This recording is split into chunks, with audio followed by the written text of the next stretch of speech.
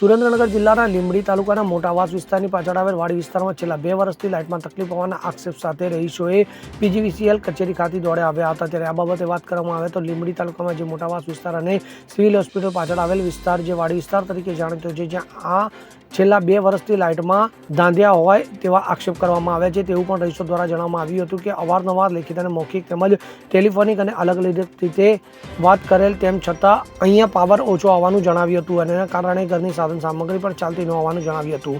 ત્યારે આ બાબતને લઈને વિસ્તારના રહીશો લીંબડી પીજીવીએલ કચેરી ખાતે દોડી આવ્યા હતા। ત્યારે કર્મચારી અધિકારી મતલબ કે એન્જિનિયર સાહેબ જે હાજર જ ન હતા, જેઓ મિટિંગમાં ગયા હતા, એટલે તેમના અન્ય કર્મચારીઓએ અરજી હેન્ડઓવર કરવામાં આવી હતી। ત્યારે આ વિસ્તારના રહીશો દ્વારા એક જ માંગ કરવામાં આવી છે કે વિસ્તારમાં સમયસર વીજળી પ્રાપ્ત થાય। તો જે આપ પીજીવીસીએલ કચેરીએ શા માટે આવ્યા છો?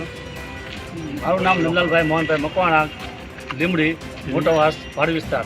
અત્યારે જે આપણે જીબીમાં જે જીમ ફૂલ લાઇટ થાય છે, 6 મહિનાથી અરજીને આપી છે અને ઝાઝા ટાઈમથી રાતે લાઇટ રહીને ડીમ ફૂલ થાય છે, એટલે પૂરતો પ્રકાશ આવતો નથી, એટલે લાઇટમાં ડીમ આપણે પંખા ટીવી એ બધા રહ્યા ને ઉડવાની શક્યતા લાગે છે વધારે।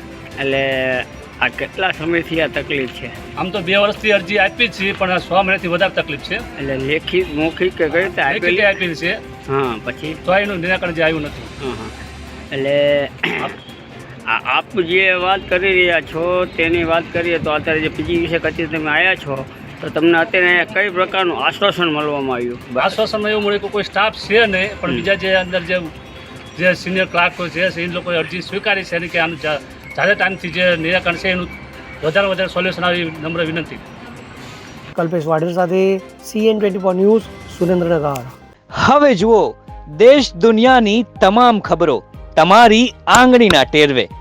ઉઠાવો મોબાઈલ અને ગૂગલ પ્લે સ્ટોર પરથી ડાઉનલોડ કરો અમારી CN24 ન્યૂઝ મોબાઈલ એપ।